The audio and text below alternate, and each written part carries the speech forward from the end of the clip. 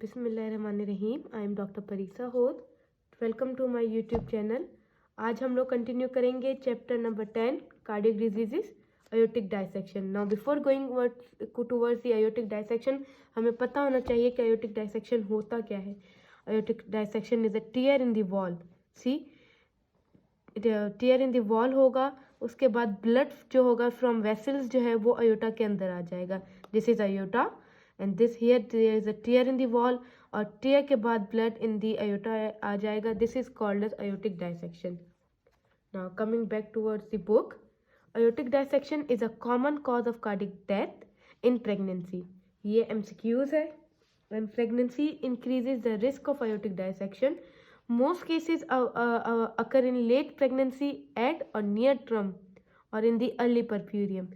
Certain conditions predisposes to the aortic dissection. This includes bicuspid aortic valves, aortic coarctation, Turner syndrome, Ehlers-Danlos syndrome, vascular type 4 and Marfan syndrome. अब ये क्या कह रहे हैं कि aortic dissection जो होती है मोस्ट कॉमन कॉज होती है cardiac death in the pregnancy. ठीक है जी. इसके लिए जो है अर्ली और मेनली कब पाई जाती है? In the late pregnancy, near जैसे थर्ड ट्राइमेस्टर या अर्ली परप्यूरियम या पोस्टपार्टम जो होता है ना, उसके अंदर मोस्ट कॉमनली ये हमें केसेस मिलते हैं. इसके अंदर जो होती हैं सर्टेन कंडीशंस होती हैं जो प्री डिस्पोज करते हैं अयोटिक डायसेक्शन को, जैसे कि bicuspid aortic valves, aortic coarctations, Turner syndromes, Ehlers Danlos syndrome and Marfan syndromes. Marfan syndrome is an autosomal dominant condition.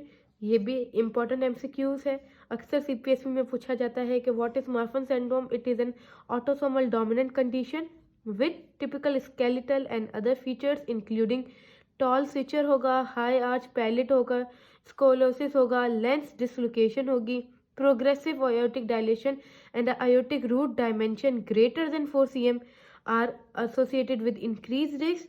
Conversely, in women with minimal cardiac involvement and aortic root dimension less than 4 cm, pregnancy outcome is good. सी, अगर aortic root dimension, ये भी एक MCQs most important MCQs में आता है कि aortic root dimension greater than 4 cm होगी तो प्रेगनेंसी कॉन्ट्रा इंडिकेटेड है. इसमें आप प्रेगनेंसी नहीं कर सकते क्योंकि ये इंक्रीज रिस्क होता है पेशेंट की कार्डियक डेथ की वजह से.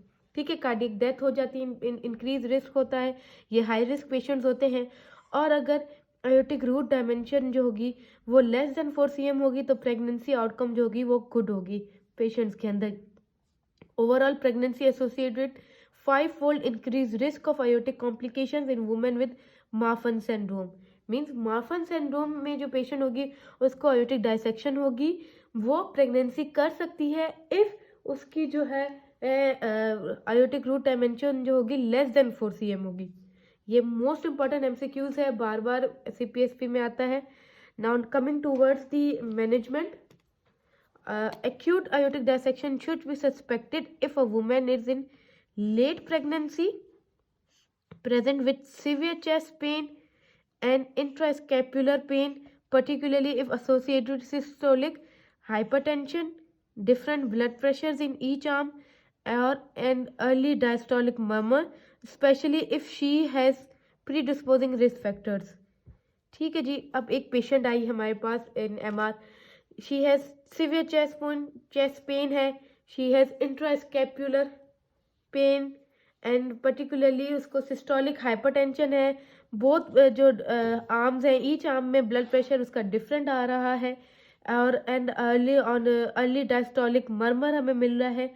तो इन पेशेंट को हम लोग क्या करेंगे? Urgent imaging with CT, MRI करवाएंगे, इकोकार्डियोग्राफ करवाएंगे is essential, as well as rapid and effective control of blood pressure करेंगे. ठीक है जी.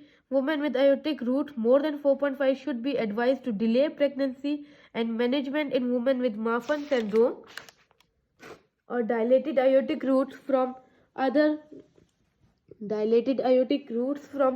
other causes should include severe.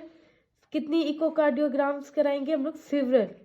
Several ECGs होंगी, बीटा ब्लॉकर इस पेशेंट को दी जाएंगी, and vaginal delivery is appropriate if for those with stable aortic root measurements of less than 4.5 but elective Cesarean section with epidural is usually recommended if there is an enlarged more than 4.5 or dilated aortic roots.